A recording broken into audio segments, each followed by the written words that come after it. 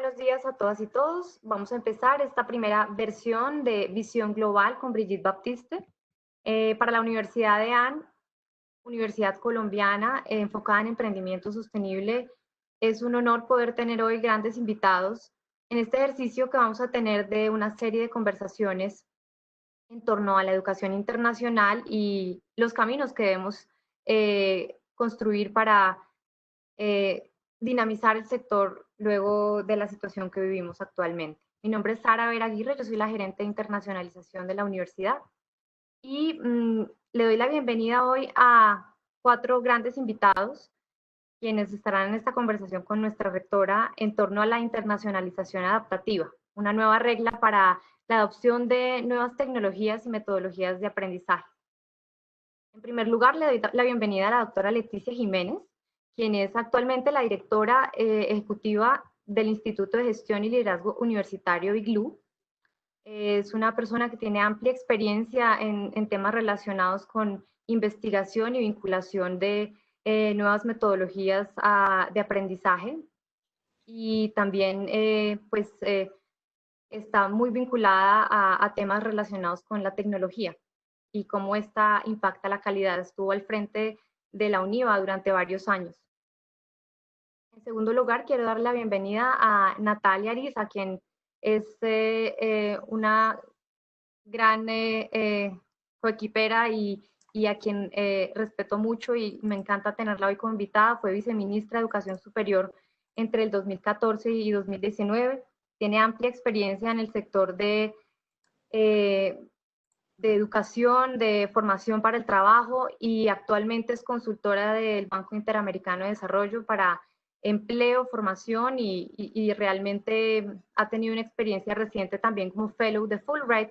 Va a darle un enfoque muy interesante a esta conversación.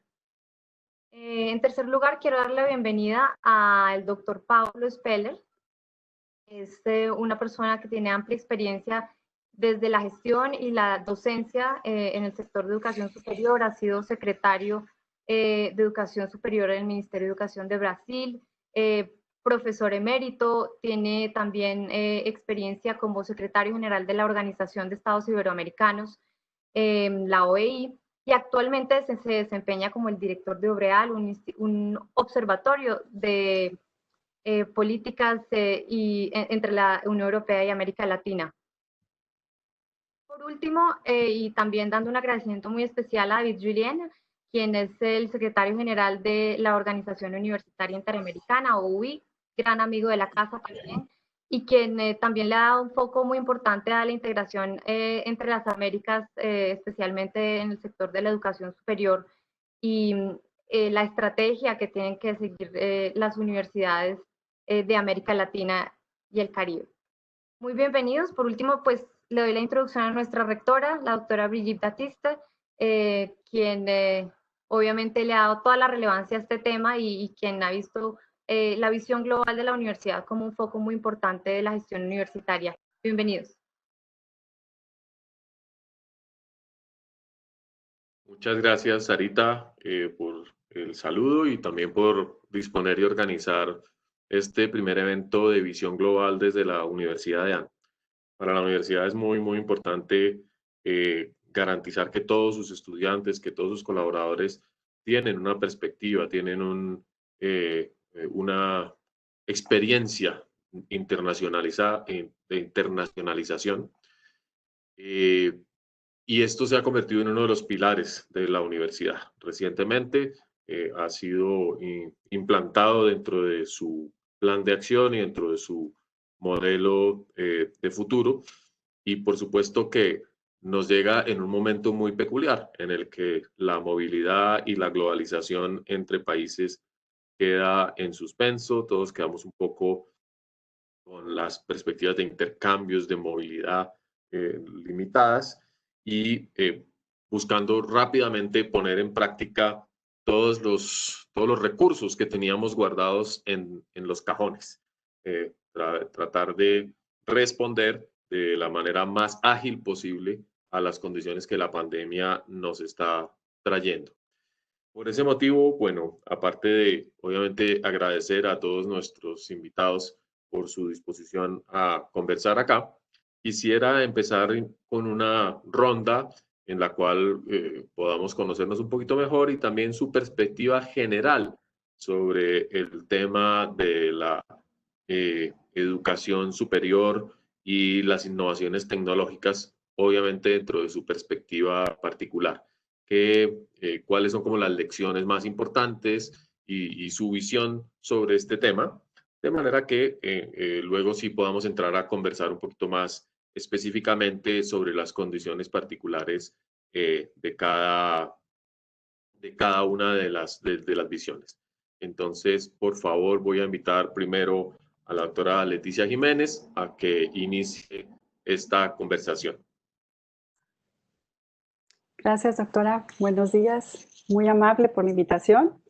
Y bueno, desde mi escenario, yo en este momento me desempeño al frente de un programa de la OUI, que es el Instituto de Gestión y Liderazgo Universitario.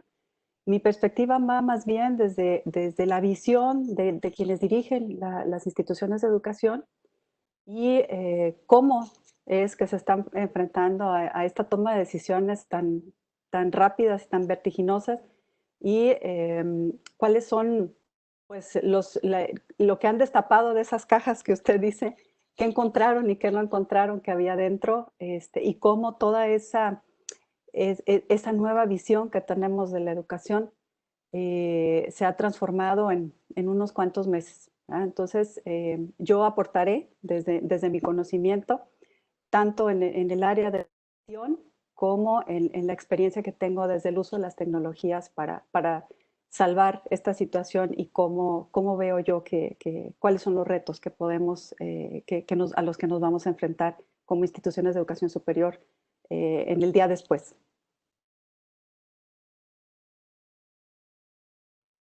Muchas gracias, doctora Leticia.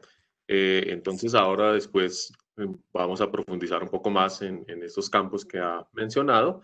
Quiero invitar al doctor Pablo Speller que comparta también su visión inicial.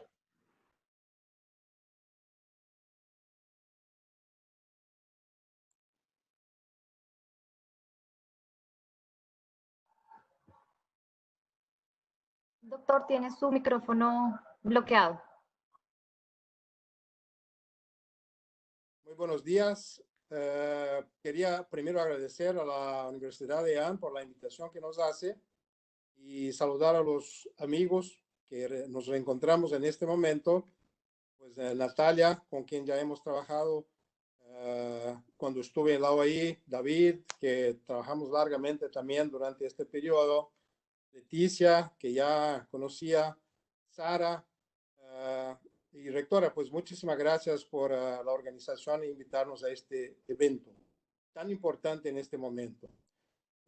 Yo quisiera plantear a partir de todas las dificultades que estamos viviendo en el ambiente de la pandemia, pues, ¿qué es lo que nos enseña y qué es lo que nos muestra en el sentido de que podemos buscar en experiencias que se han desarrollado en años anteriores o en este momento que se están desarrollando, que nos pueden servir de guía, de orientación para la nueva sociabilidad a través de la cual vamos a trabajar en nuestras universidades, en el sentido no de perder la internacionalización. Hay muchos analistas, y los estamos escuchando a lo largo de los últimos días, que son muy pesimistas, porque lo vinculan a la dimensión financiera, económica. O sea, no va a haber plata para que la gente se mueva tanto como se mueve hoy, que no es mucho todavía, pero que se mueve.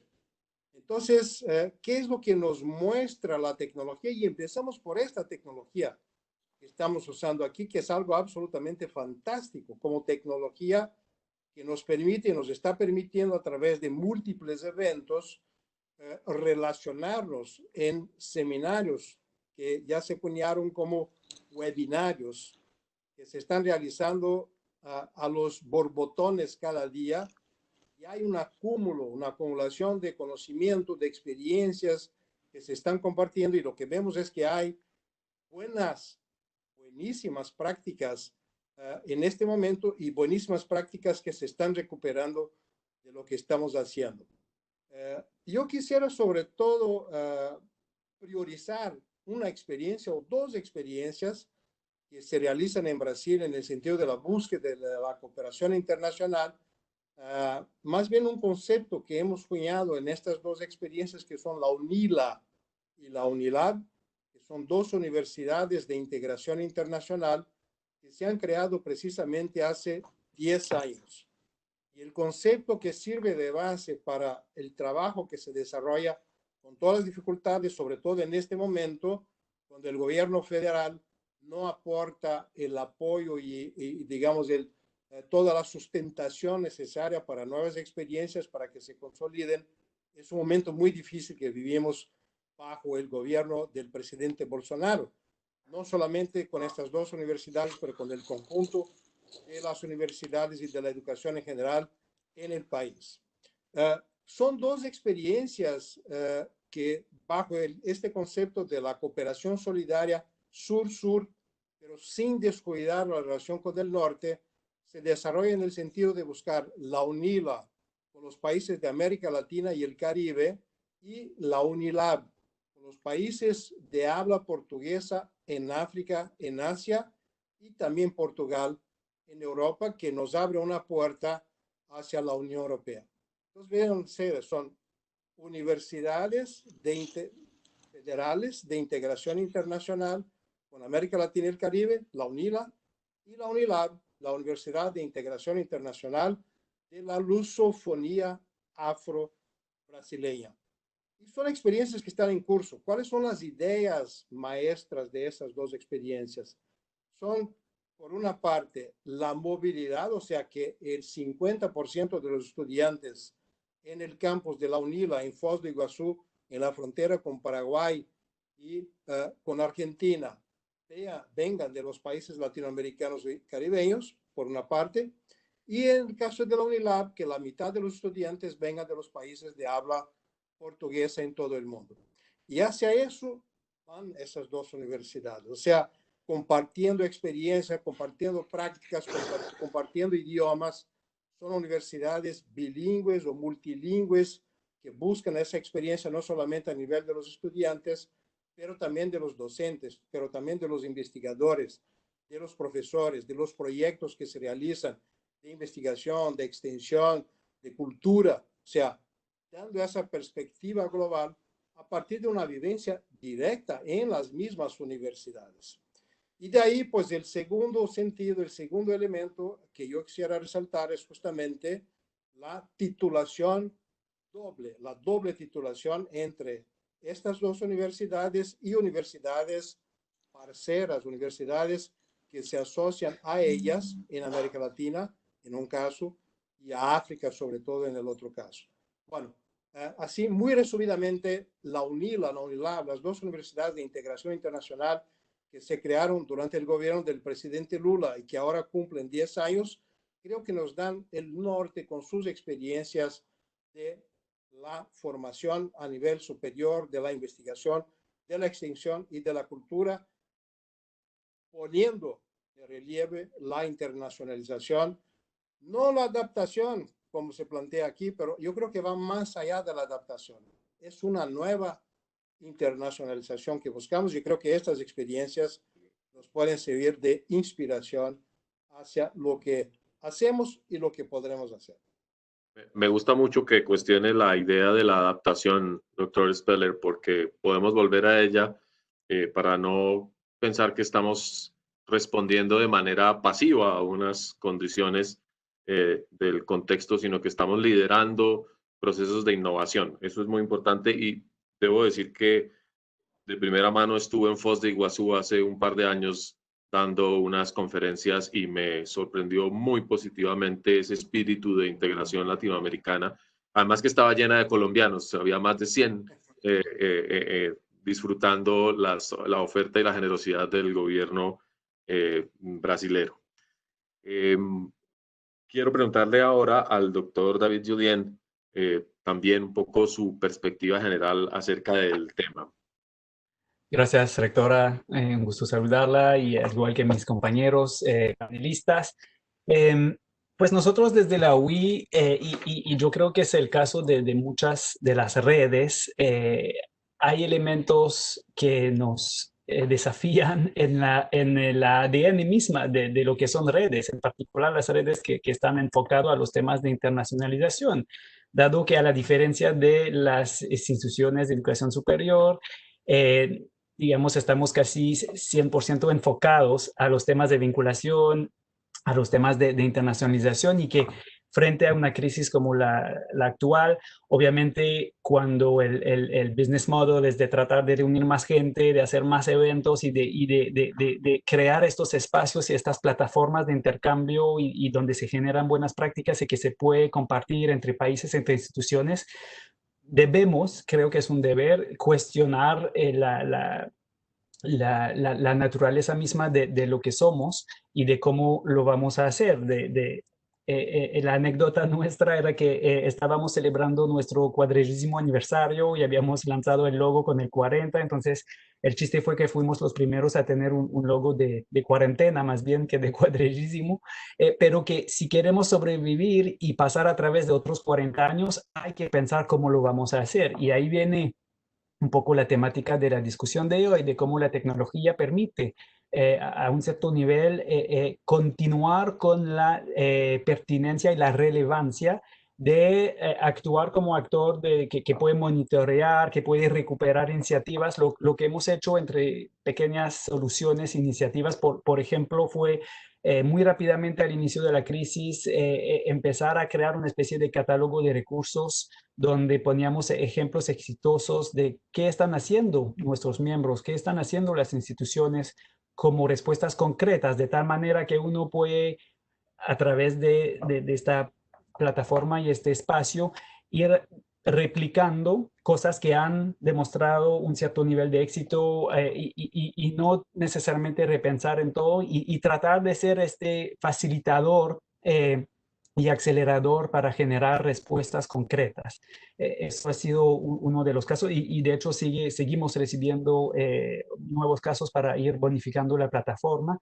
También hemos iniciado esta serie de webinarios tratando de responder un poco a cuáles fueron las grandes etapas.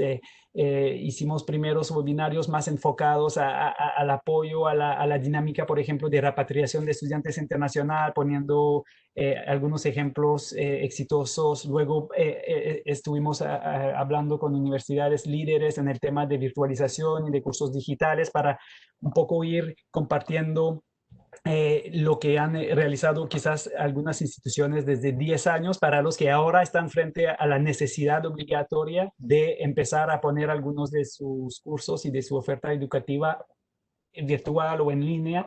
Entonces, ha sido un poco la lógica nuestra tratar de reaccionar a los desafíos, pero siguiendo un poco esta lógica de tribuna, de espacio, de plataforma, donde se puede compartir. Entonces, como principio general para mantener la legitimidad. Y obviamente luego podremos ver en temas más específicos cómo hay también alternativas a lo que hemos hecho de manera tradicional, tanto nosotros en las redes como en la parte de las propias instituciones, para ir construyendo nuevos caminos para la internacionalización. Estamos frente a un gran desafío, pero al mismo tiempo es una gran oportunidad. Así que ojalá a través de esta serie de discusiones, a través de la recuperación de cosas positivas, lograremos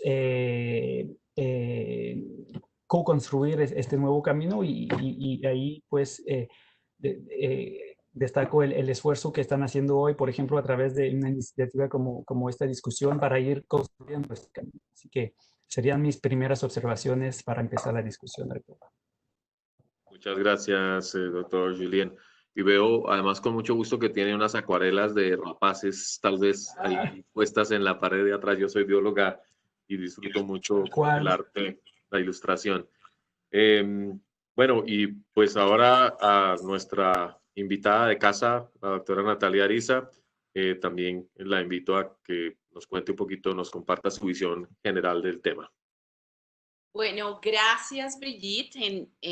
Cuando estuvimos planeando y me invitaron, me decía Sara, bueno, queremos que nos des una visión sobre pues, la política pública, sobre lo que podría y está pendiente de hacer por ahí, pero voy a iniciar un poco para abrir ese espacio luego diciendo que, pues claro, en lo que estamos ahora interesados en discutir a veces es ¿y qué va a quedar de todo esto? ¿Y qué va a pasar? ¿Qué cambios van a, o qué tendríamos que hacer, digamos, en una nueva fase?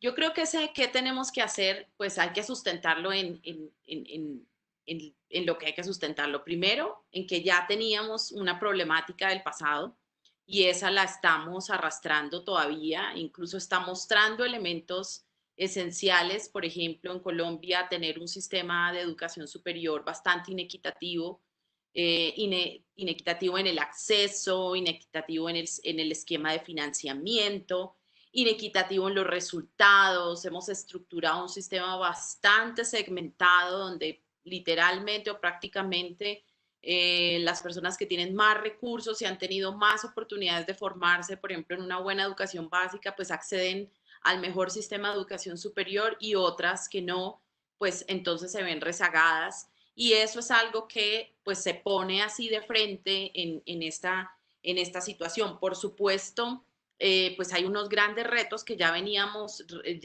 trayendo en términos de calidad, en cómo las instituciones incorporaban todo el tema, digamos, de la tecnología, pero eso desde la política pública, por ejemplo, era un tema inexplorado. Es decir, tan solo hasta el año pasado se empezaron a mencionar elementos dentro de lineamientos de calidad y de política pública acerca de que la posibilidad de que pueda haber modelos blended, modelos virtuales, presenciales. Entonces, ahí hay un gran rezago. Incluso la ministra de Educación actual, que recién sacó un decreto de calidad y de elementos el año pasado, hacia mediados de año, apenas o era un gran avance que se hubiera reconocido que este tipo de formación híbrida se podría dar, porque habíamos condenado un poco la educación virtual como a una educación de mala calidad, a una educación, incluso a una visión súper errada que es la educación virtual es para las zonas más lejanas de Colombia cuando allá no hay ninguna posibilidad de tener una buena educación virtual. Entonces eso lo estábamos arrastrando y con eso tenemos que estar en el futuro. ¿Y qué tenemos hoy? ¿Qué se nos dio hoy? ¿Y qué es lo que va a quedar? Pues lo que ya pasó. Entonces, ¿qué pasó? Creo que una cosa importante es que pues todo el sistema sacó sus herramientas, sacó como decías tú, pusieron lo máximo que tienen al servicio de esta nueva condición, todas sus plataformas, lo mejor de sus profesores, digamos, pensaría yo que la gran mayoría, y yo quiero ser supremamente esperanzadora en que todos han hecho su mejor esfuerzo. También se ha visto muy realzado el tema de la inequidad. Hay 40% de los estudiantes de educación superior no pueden tomar educación desde sus computadores, no tienen computadores, no tienen acceso a internet. Ha habido que movilizar cosas. Las mismas universidades lo han hecho, pero no ha sido suficiente y hay un gran rezago. Pero por otro lado, pues también las universidades y el sistema en general, no solo universidades, sino instituciones de educación superior, se han dado cuenta que hay posibilidades. Y eso desde la política pública es muy importante porque había incluso hasta finalizando el año pasado, comenzando esto, una gran, digamos, como incapacidad de todo el sector de producir como ese cambio, de producir como esa transformación. Yo creo que la pandemia lo que nos deja es un remozón y una sensación de que probablemente sí nos podemos sentar a hablar. Y yo creo que eso para el futuro, que es con lo que cerraría esta primera parte, pues es muy importante. Yo creo que lo primero es que tenemos que tener estas conversaciones. Yo celebro mucho que las universidades lo estén haciendo. Estas conversaciones de cuáles son esos grandes cambios, hay que hacerlos de manera organizada, que produzcan, por ejemplo, cambios en la política pública. Más adelante vamos a hablar de eso, pero me preguntan cómo producir esos cambios. Y esos cambios provienen de 3 fuentes que ya los hablaremos, pero una de esas es precisamente este diálogo del sistema de poder hacer cosas nuevas. Por tanto, pues ese diálogo tiene que fundamentarse en esto que hemos visto, y es que uno sí puede ser disruptivo, así la palabra parezca muy usada todos los días, pero sí podemos pensar en currículums modulares, de pronto no la idea de programas, ciclos básicos de aprendizaje. Y bueno, ahí dejo esa primera parte. Pues muchísimas gracias, doctora Natalia. Muy importante el tema de la construcción de política pública, y también muy heterogéneo, porque los países latinoamericanos han tenido niveles muy distintos de, digamos, de innovación y de desarrollo de políticas educativas en todos los niveles. Y como usted menciona, el tema de la adopción o de la consideración de la relación entre tecnologías y educación está un poco rezagada, y tal vez les vamos a preguntar ahora a los colegas cómo ha sido la circunstancia en sus respectivos países, o qué conocen y cómo se está trabajando este tema en otros espacios. Y yo creo que esto nos da pie muy bien para ahora volverle la palabra a la doctora Leticia, quien fue muy modesta en su intervención inicial, para que nos hable un poquito más a fondo sobre el desafío digital. Sabemos, como usted lo menciona, doctora Natalia, que la señal de Internet, la conectividad, es una de las grandes limitaciones. Hay heterogeneidad también entre nuestros países, pero la asimetría en el servicio de provisión de acceso a la red es muy grande, y tenemos retos importantísimos desde el gobierno, incluso la consideración de los mínimos de derechos de acceso a la red como un servicio público. Pero, doctora Jiménez, le dejo a usted la tarea de hablarnos más a fondo sobre los temas de innovación y transformación digital. Ok, gracias. Sí, me vi muy modesta, pero bueno, aquí está mi oportunidad. Bueno, a mí me gustaría reorientar la conversación a identificar algunos retos que yo, desde mi visión y desde mi experiencia, puedo identificar que, más allá de la propia tecnología, que puede llegar a ser, la adopción de una tecnología puede llegar a ser la consecuencia de un proceso previo que implica el análisis de otras cosas a nivel interno de la institución. Yo estoy segura que todos estamos de acuerdo en esto, y que lo acabamos de comentar en algunas intervenciones. Cada universidad es diferente. Para poder decir qué retos voy a tener yo como universidad en el futuro, necesito analizarme a mí mismo. ¿Por qué? Porque mi contexto es diferente. Mi situación, por ejemplo, yo puedo ser una universidad grande con una trayectoria y una solidez muy fuerte, y mis retos van a ser posiblemente diferentes a que si yo soy pequeña o acabo de ser iniciada, soy joven en el ámbito de la educación.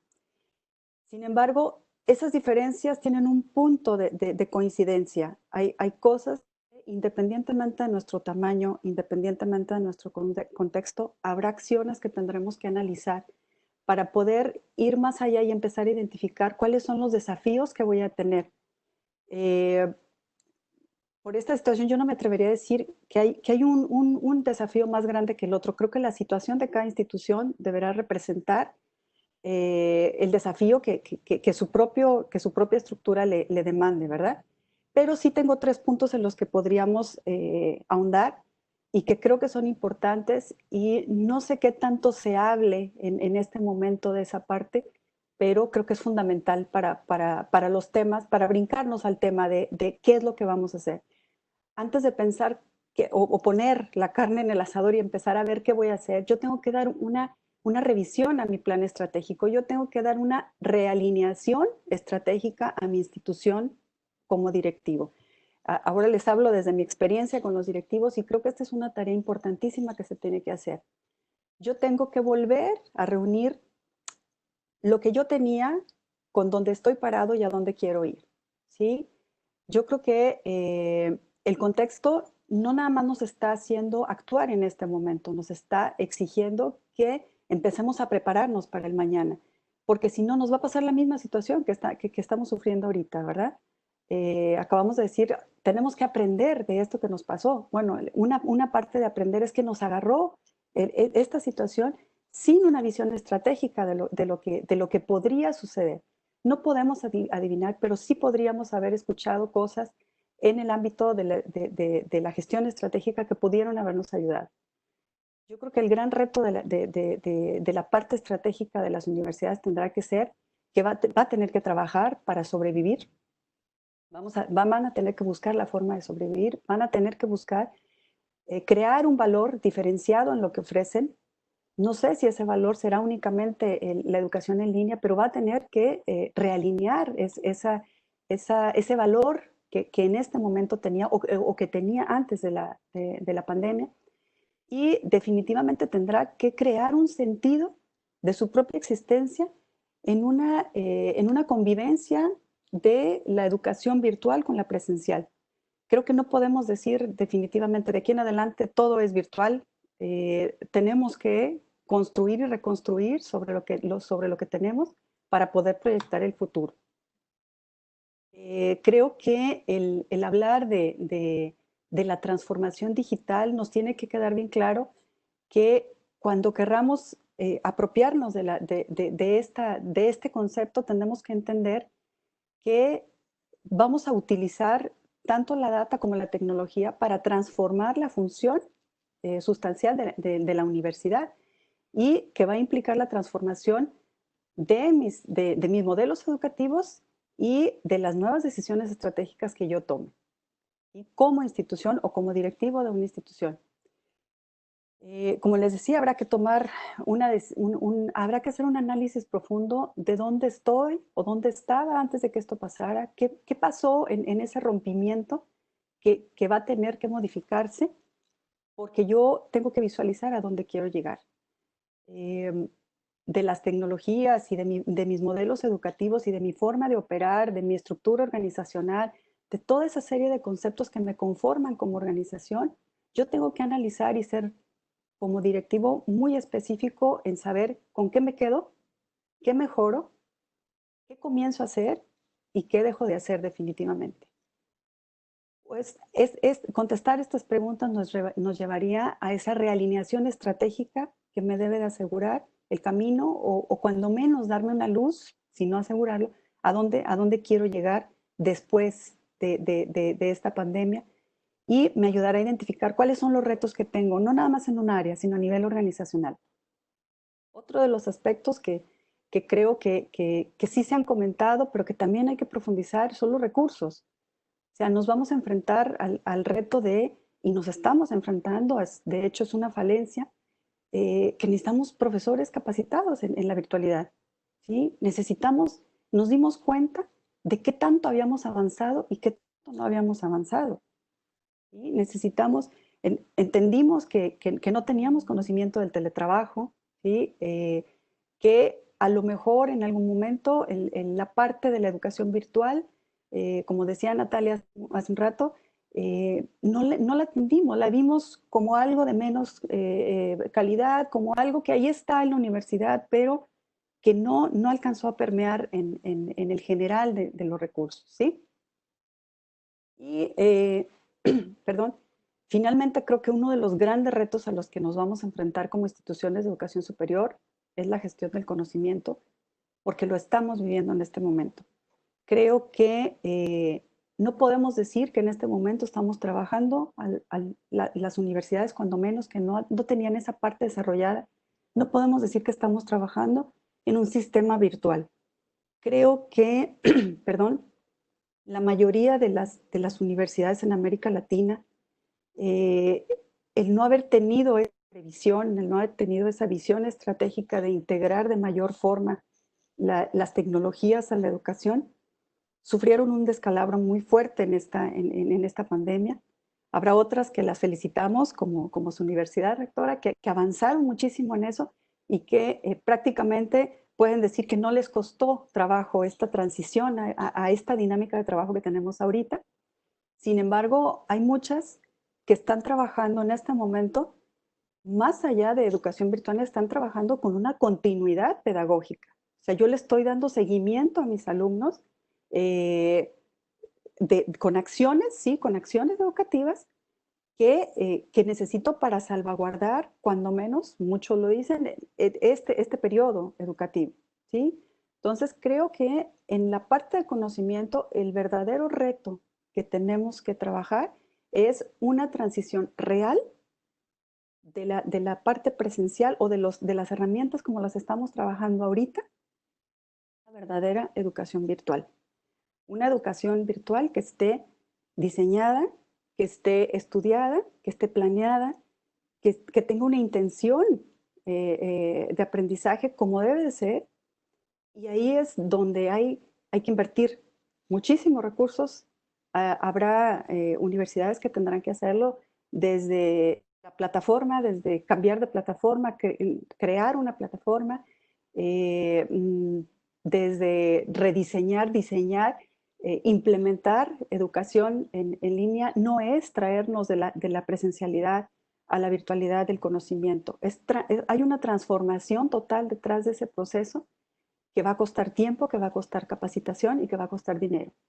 Y finalmente, el último reto que creo que es obvio, que es la parte financiera.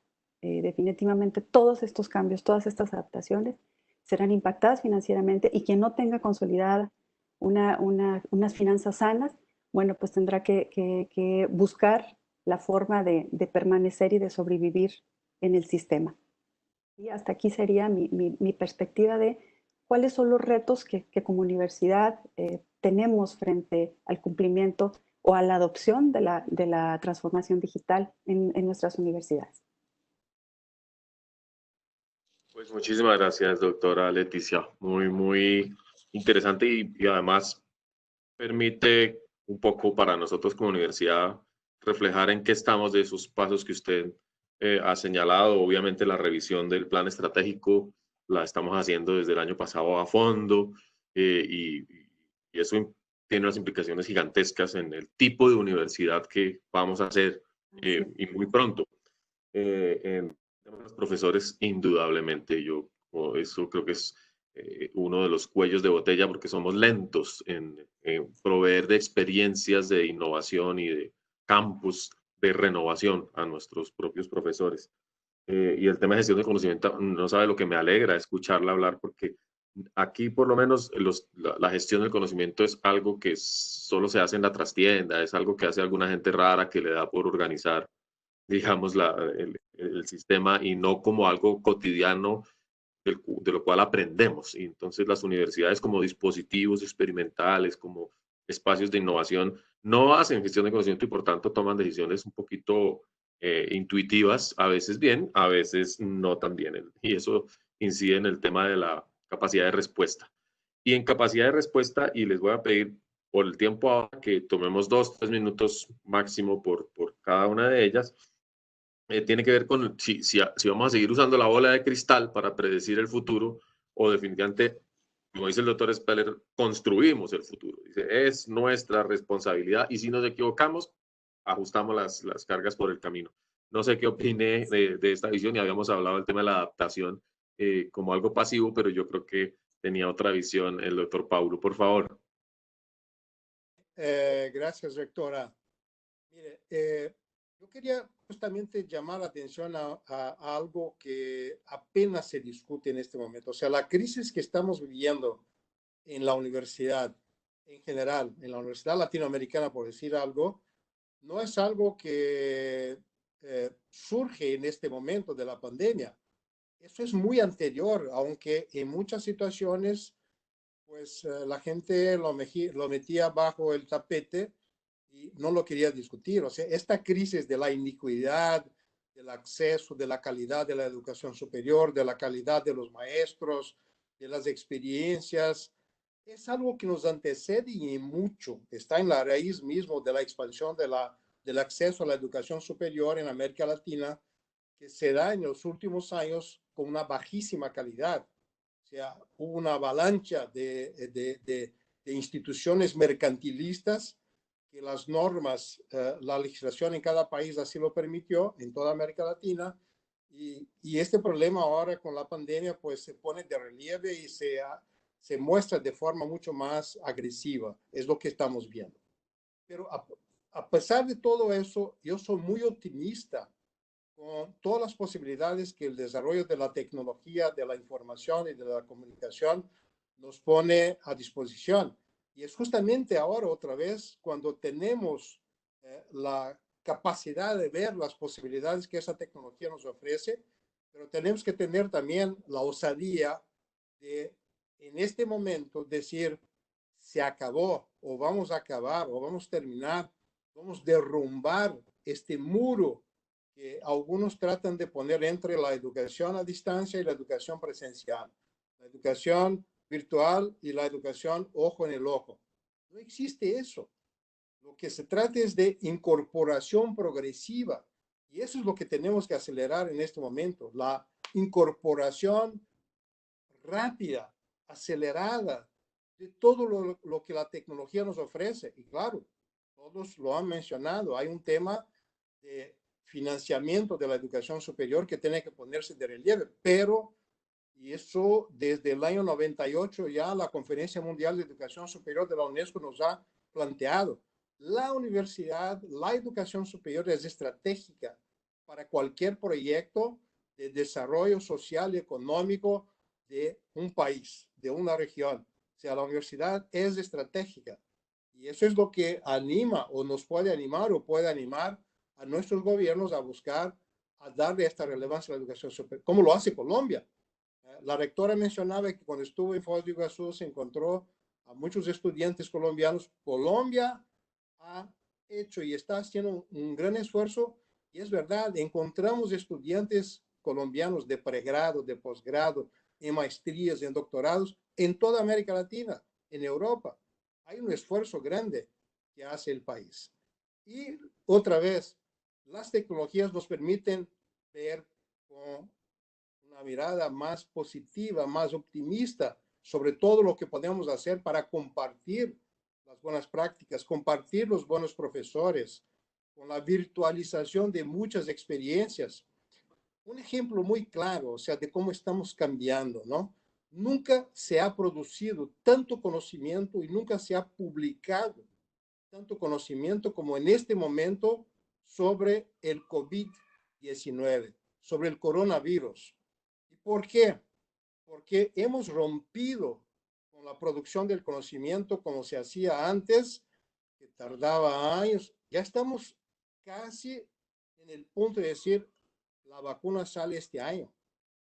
Hay varias iniciativas y los conocimientos, lo que se logra se está difundiendo día a día a través de Internet. No hay que esperar que se publique en papel una revista para llegar a la biblioteca central. Eso tardaba un año, 2 años, 3 años para que pudiéramos tener acceso a todo lo que se había publicado sobre un determinado tema, como es el caso ahora. O sea, esta es la nueva tónica. Ya no serán las bibliotecas centrales las que abrigarán las grandes colecciones, ya sea de la literatura digamos, convencional o de lo último que se publica sobre un determinado tema, como es el caso del COVID-19.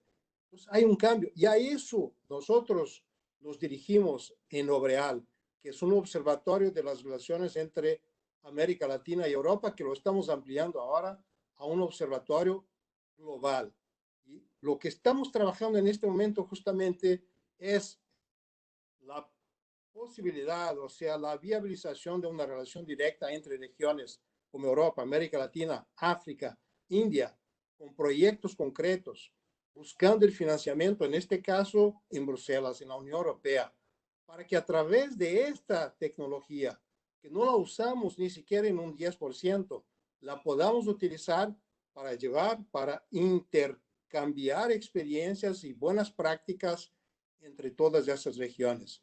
Y una vez más, la UNILA y la UNILAB en la integración internacional plantea un modelo que no es exclusivo, desde luego. O sea, hay una multiplicidad de modelos y de formas de organización de la universidad. Y qué bueno que es así, porque eso enriquece el proceso.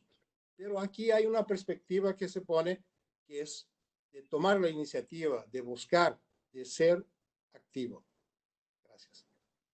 Muy importante esa proactividad. Yo creo que a las universidades nos han señalado muchas veces de no haber respondido a la altura que se requería en la sociedad. Nos hemos quedado en algunos casos un poco acá, o también la identificación de la educación superior como una educación elitista, como una educación para la competencia en el mercado, ha generado digamos, una distorsión en muchos casos de lo que significa la construcción de conocimiento.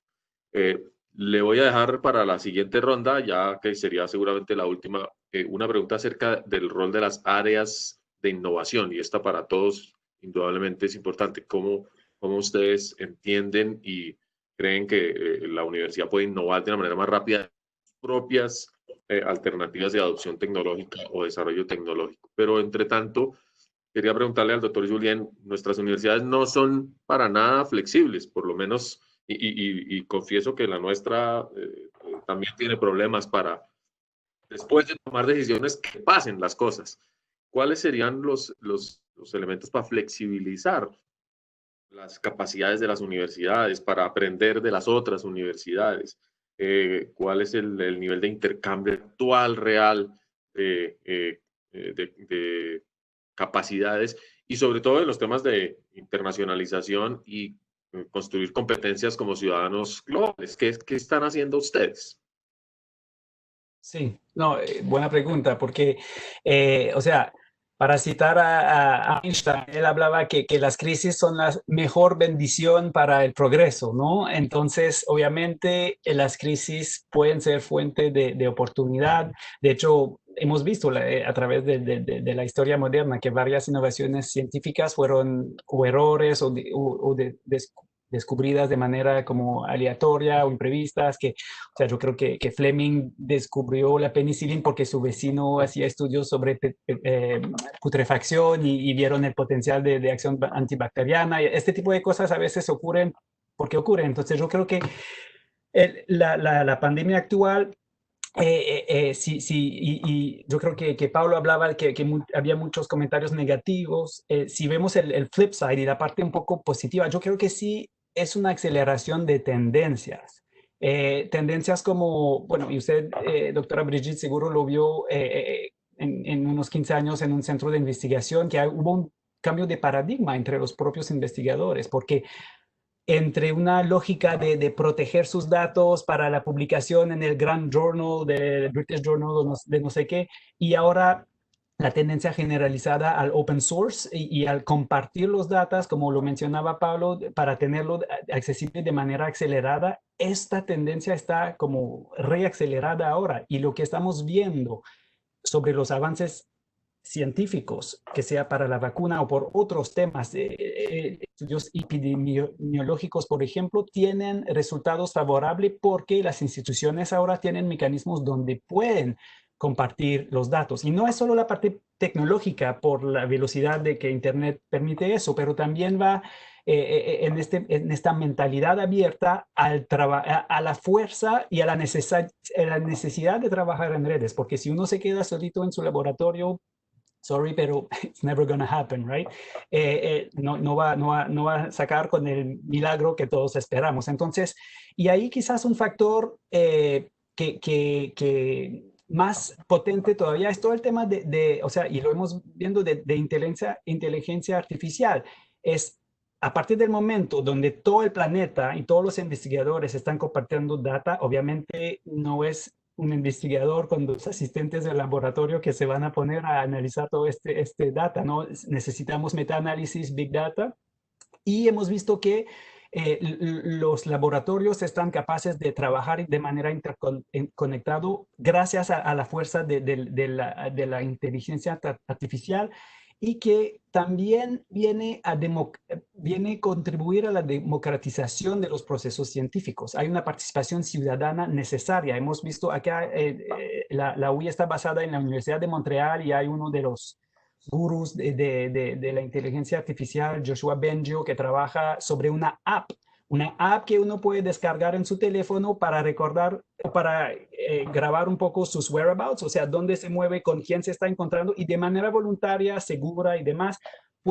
Hay modelos de análisis que permiten justamente ver de qué manera, con quién has estado en contacto, ver cómo de manera estadística se puede acumular data, y obviamente la participación ciudadana es fundamental, porque si somos 25 voluntarios medio geeks que lo van a usar, no va a servir mucho, pero a partir del momento que hay 10.000, 100.000, 1.000.000 de personas usándolo, la capacidad de mejor entender el virus, mejor entender que cualquier sujeto de investigación mejorará. Y quizás terminar para decir que obviamente, y hablando de paradigmas y de cambios, o sea, y la IAN ahí es un ejemplo en su vinculación con el sector empresarial, pero no es el caso de todos, y hay a veces una gran brecha entre la lógica de investigación o la lógica de innovación entre el sector, digamos, tradicional universitario y el sector más del negocio. ¿A quién pertenece la innovación? ¿Qué hacemos con los patentes? ¿Es una lógica de investigación pura o es más bien una lógica de mercantilización y de rentabilidad? Entonces, ojalá también que los mecanismos actuales permitirán quizás acelerar este tipo de encuentro para ir sistematizando lógicas de colaboración nuevas, ojalá aprobar legislación que permite más facilidad para un reconocimiento de un internship, por ejemplo, o incluso de un apprenticeship en el sector privado, pero acreditado o reconocido en la carrera universitaria. Natalia se refería a los aprendizajes modulares y todo. Entonces, yo creo que sí, esta aceleración de tendencias se va dinamizar, y creo que tendremos logros positivos que van a salir de esta aventura. Que considere de manera optimista el tema, porque coincido, el reto que nos plantea la pandemia a redundar en una reforma muy grande de la manera en que construimos conocimiento. Yo creo que todas las personas en este momento tienen la capacidad de aportar su experiencia en muchos temas. Y uno de ellos, temas que identificamos como los problemas complejos o los wicked problems, nos tienen que generar la conciencia de que es a través de la interoperabilidad, rápido, además de muchísimos datos, interpretación de esos datos, la modelación, vamos a poder afrontar los riesgos del futuro, el cambio climático dentro de ellos de una manera muy, muy importante. Bueno, que habíamos quedado pendientes un poco con la doctora Natalia de avanzar un poco más en el tema de los aspectos de política pública. Mientras la reconecto, quisiera leer una contribución de Mario Alberti Secchi, quien dice que la educación universitaria cambiará con la incorporación de enseñanza a distancia a la presencial, y el blend learning será un avance en carreras tradicionalmente presenciales. Muchas gracias a Mario, y por supuesto invito a todos los que están viéndonos y escuchándonos a que nos hagan llegar sus preguntas a través del chat. Doctora Natalia. Buenas, ok. No, habíamos dicho que pues había en todo esto una incidencia en política pública. Incluso desde la universidad me hacían esa pregunta de cómo tenía que adaptarse la normatividad precisamente a, digamos, a todos estos procesos y si había necesidad de adaptarla. Y bueno, yo sí creo, digamos, indiscutiblemente nosotros tenemos una legislación de la educación superior y pasa también en otros países, aunque recientemente hubo reformas en Perú, pero la nuestra data de pues más o menos 30 años atrás, donde se han producido grandes cambios y hemos tenido grandes retos, entre otros, no tanto en la concepción del sistema como en la forma como las personas se han acercado al sistema. Entonces, de alguna manera hay que empezar a producir ahí nuevos elementos. Pero hay tres elementos. Uno es que, pues a nivel de país, pues nosotros tenemos que cambiar la estructura de nuestro sistema. Necesitamos hacer algo. Primero, crear un sistema. No tenemos, nosotros hablamos de educación superior y no de sistema. Por tanto, por ejemplo, la educación superior no se habla con la formación profesional en Colombia, no se habla con la formación para el trabajo. Entonces hemos creado algo muy segmentado para diferentes grupos poblacionales, diferentes temas en el tema socioeconómico.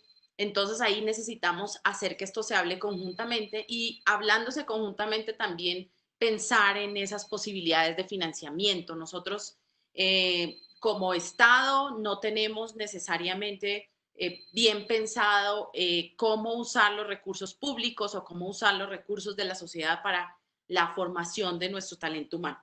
Pero por otro lado, todas esas reformas ya a otro nivel se tienen que hacer, se hacen dentro del mismo sistema. Colombia, respetando la autonomía, tiene una cantidad de figuras y una cantidad de elementos que pues precisamente los cambia el mismo sistema. Nuestro sistema, por ejemplo, de aseguramiento de la calidad, que tiene que empezar a dar valor muy bien a todo el tema de investigación, ciencia y tecnología, pero también dar valor, por ejemplo, a instituciones que se la juegan por formar personas en nuestras regiones que están muy apartadas y que van a hacer esfuerzos ahí, e incluso medir cómo es que ellas hacen ese esfuerzo.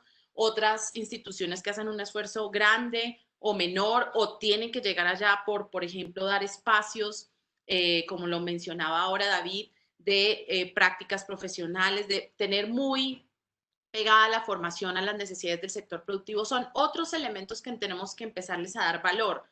Y hoy en nuestro sistema de aseguramiento no tenemos eso, pero ese sistema de aseguramiento es un sistema que también en el que el sector participa. Entonces ahí yo creo que hay que darle un gran valor a que el mismo sector construya y tenga las discusiones que haya que tener y, como decía Brigitte, pueda rápidamente incluir los cambios. Y bueno, como ya algunos panelistas lo han dicho, el siguiente paso de los cambios o paralelo viene al interior de las universidades o de las instituciones de educación superior. Yo creo que la gran pregunta en términos generales es cuál es el rol de una institución de educación superior de diversa índole, porque podríamos decir que hay instituciones que van a estar muy centradas en la investigación, pero habrá otras que van a trabajar muy de cerca con el sector productivo. En Colombia es necesario que haya instituciones de educación superior que trabajen mucho por la construcción de tejido social. Nosotros tenemos nuestro problema del conflicto medioambiental y son instituciones en las cuales la estructura del Estado y la misma institución tienen que trabajar de la mano, claro, con financiamiento de otra índole. Digamos, tenemos que poner un sistema a jugar roles diferentes, pero a repensarse precisamente ese rol. Por ejemplo, en algunos espacios yo he oído que se critica a veces el rol de las universidades de ser una especie de club, donde van personas que van a tener mucho estatus. Pero digamos que sin ser, o sea, sin bajarle a la crítica que a veces, digamos, puede ser positiva, lo que es necesario es que en realidad la universidad pueda, digamos, por ejemplo, ser muy buena en hacer el networking de una persona. Finalmente uno va a la universidad a trabajar, a estudiar con sus compañeros de estudio, pero también va a estudiar con sus próximos colegas, con las personas que va a encontrar en el sector, y estas realidades, por ejemplo, son algo que la universidad tiene que asumir. Entonces, esos son 3 niveles de cambios o donde se debe producir para ajustarnos a esta nueva realidad o a las nuevas realidades que vengan. Muchas gracias, doctora Natalia. Sí, el paradigma constructivista empieza por casa.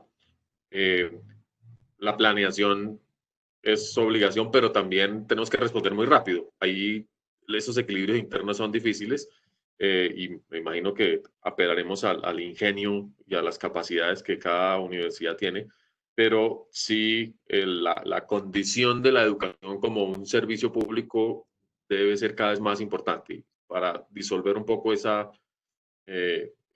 división tan perjudicial que le ha traído, por lo menos en Colombia, entre la educación superior pública y la privada, con esos énfasis de calidad tan distintos, o no reconocer la heterogeneidad y la diversidad que realmente son las que constituyen una oferta pues, bien interesante para todos. Nos quedan 15 minuticos. Nos pregunta una de nuestros de las personas que nos están observando y escuchando,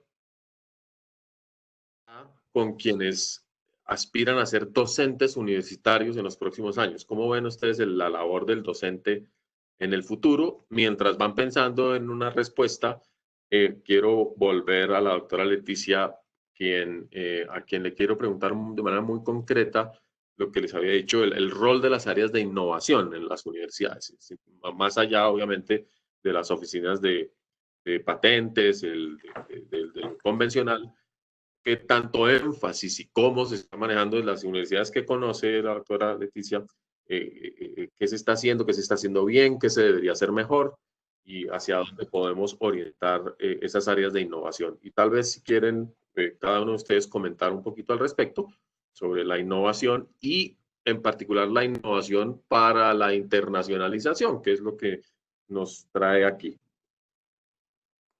Ok, bueno, y a mí me gustaría hacer un comentario general, ya les cedo a mis compañeros el puntualizar en la parte de internacionalización. Para ser muy concreta, me gustaría recordar la pregunta, o sea, ¿qué rol juegan las áreas de innovación en las universidades? Bueno, creo que primero habría que, como universidades, definirnos qué es innovación para nosotros, ¿verdad? Ahí hay una laguna que habría que establecer muy bien, porque dependiendo de esta definición es el área de innovación que generamos dentro de la universidad. El lado positivo de esta situación que estamos viviendo es que precisamente ha impactado en ese espíritu de innovación que tenemos cada uno de nosotros. Yo creo que, retomando un poco los comentarios que han hecho, creo que en la distancia que tenemos en este momento física, la necesidad de sentirnos próximos nos ha hecho compartir para estar unidos con el otro. Hemos visto gente que comparte su música, su vida diaria, sus reflexiones. O sea, estamos entrando en una dinámica que no teníamos, en una dinámica de compartir. Y creo que la crisis nos ha cambiado como personas, nos ha cambiado como trabajadores, nos ha desarrollado una capacidad diferente de resolver problemas que no creíamos que existían, y nos ha hecho tener iniciativa, nos ha hecho tener imaginación para poder innovar. ¿Qué considero que deben de trabajar las áreas de innovación o las oficinas de innovación o como les llamen en cada una de las universidades? Creo que tenemos que seguir la muestra que hemos puesto con esta dinámica. Creo que el tener un área de innovación que es un círculo cerrado donde solo algunos entran sobre temas que nada más unos pueden opinar, que nada más unos pueden entrar, tiene que ser roto. Nos ha pasado y no hemos aprendido, nos ha pasado, por ejemplo, con las áreas de internacionalización, por dar un ejemplo, con las áreas de género. O sea, queremos que las áreas de género resuelvan el problema de género de la universidad. Queremos que las áreas de internacionalización resuelvan el problema de internacionalización de la universidad. Tenemos que cambiar a un pensamiento sistémico, a un pensamiento donde, ok, existe ese semillero de innovación, pero ese semillero tiene la responsabilidad de permearse en el ADN de la universidad. Tiene que trascender, en aislamiento ya no va a poder funcionar, ya no puede ser ese centro que está allá donde nadie lo alcanza. Tiene que estar en el aula, tiene que estar en la oficina de los departamentos, de las escuelas, de las facultades, porque solo así podremos estar preparados para cualquier otra cosa. Creo que el papel de estas áreas tiene que ser ese. Su rol fundamental debe de ser transversalizar la innovación en la actividad propia de la universidad. Tiene que dejar, tenemos que dejar de lado esa parte de tener gente, un equipo específico para una cosa. Tenemos que ser toda la universidad un equipo. Y cada quien irá innovando de acuerdo a las necesidades que tenga para poder tener un mayor impacto, un impacto organizacional y no nada más de una área. Con esto cerraría mi participación. Muchas gracias, doctora Jiménez. Muy especial sentir que sí han cambiado cosas. Yo creo que en la educación, indudablemente, en la parte estructural, llegaron cosas para quedarse y nos obligaron a cambiar, y tal vez es en uno de los sectores donde más vaya a haber, necesitamos cambio que persista. Pero la perspectiva de disposición del espíritu, de disposición al cambio, de disposición a la innovación, eso va a ser mucho más importante. Yo sí veo la actitud de las personas. Nos lanzaron a un área en la que no estábamos acostumbrados a nadar. Yo digo que queríamos ser disruptivos cuando el virus nos interrumpió. Exactamente.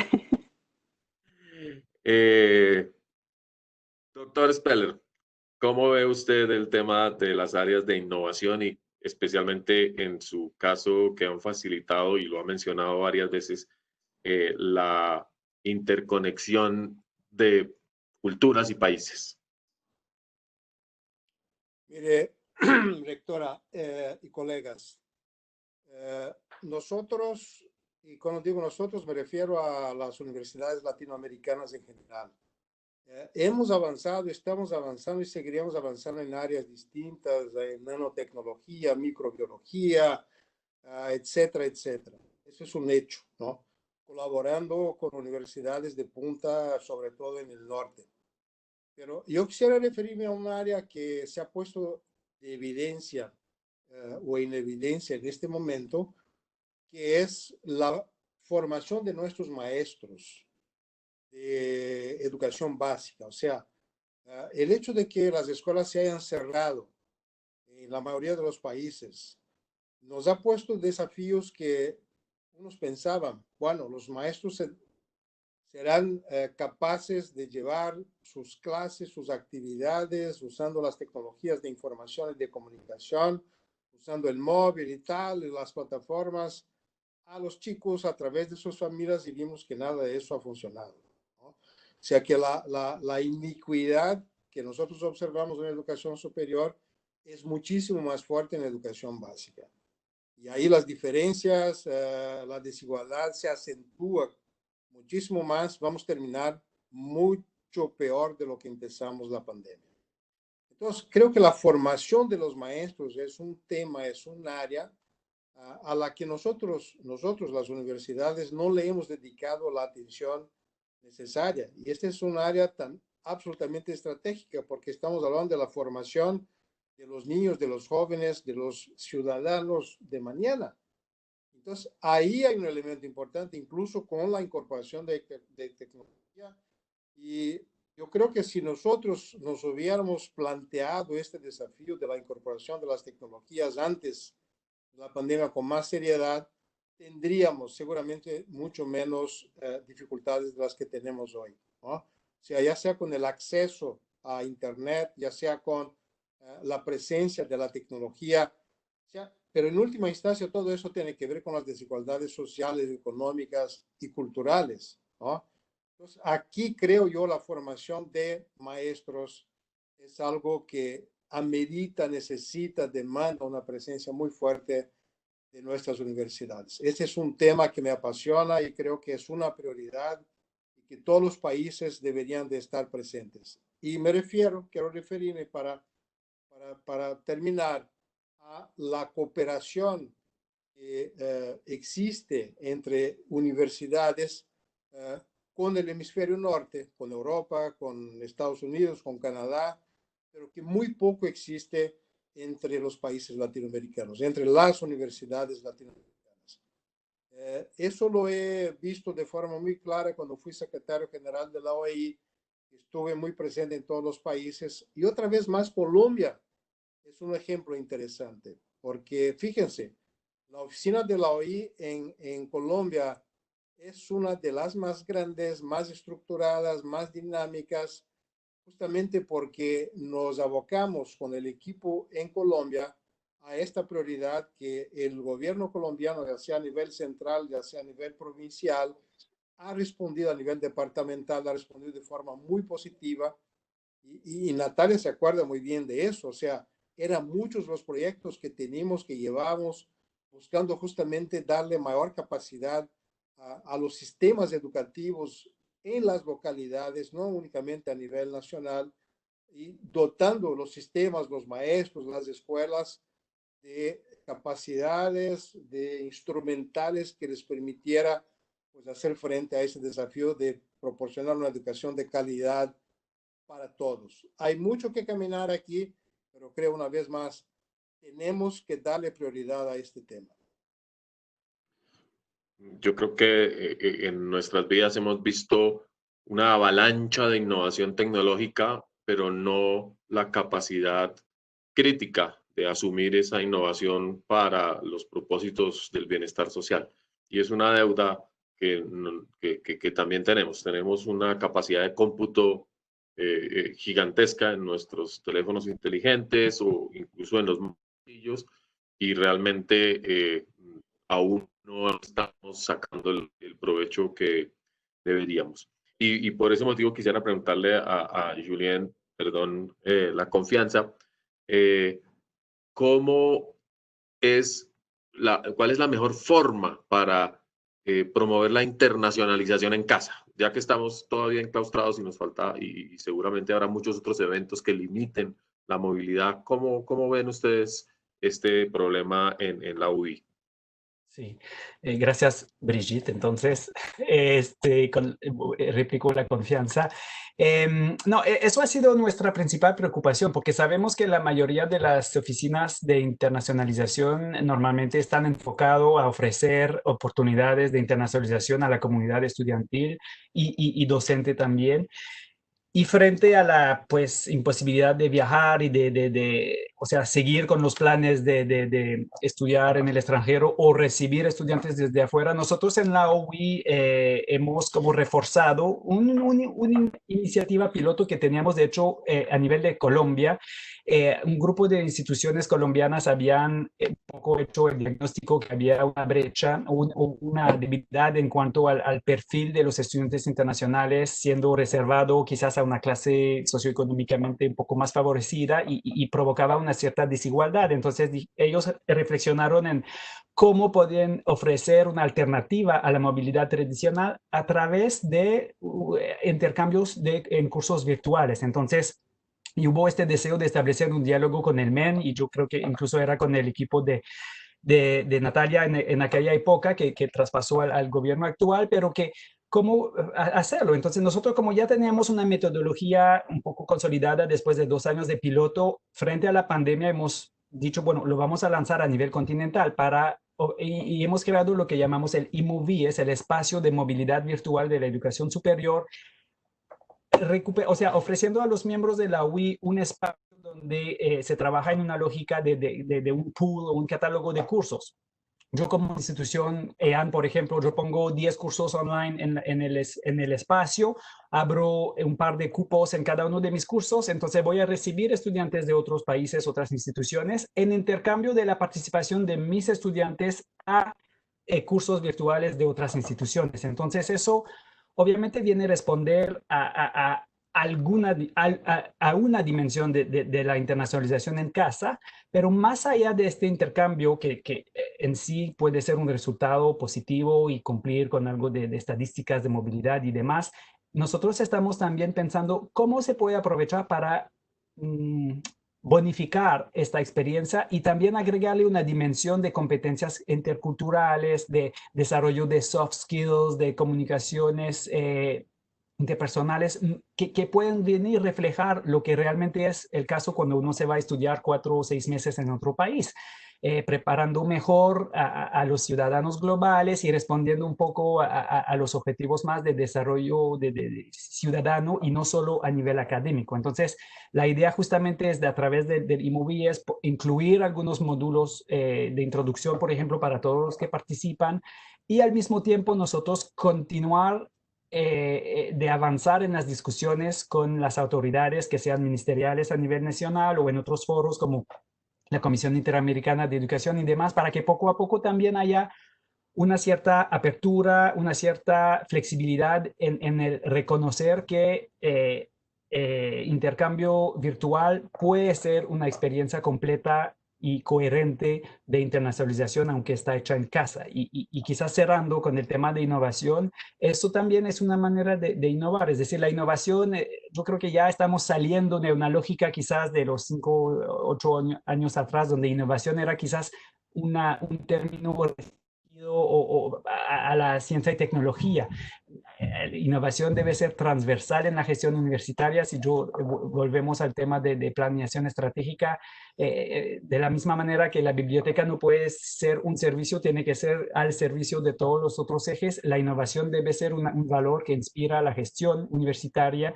Nosotros, por ejemplo, hemos lanzado un premio, el premio Mind de modelos educativos innovador, para ver qué se está haciendo en el salón de clase, qué se está haciendo en las oficinas de internacionalización, qué se está haciendo a nivel de gestión, que es innovación educativa. Así que eso como mensaje quizás de aspiración a todos los que están escuchando, que pueden hacer cosas desde sus despachos de internacionalización para seguir innovando y ofrecer estas alternativas a su comunidad.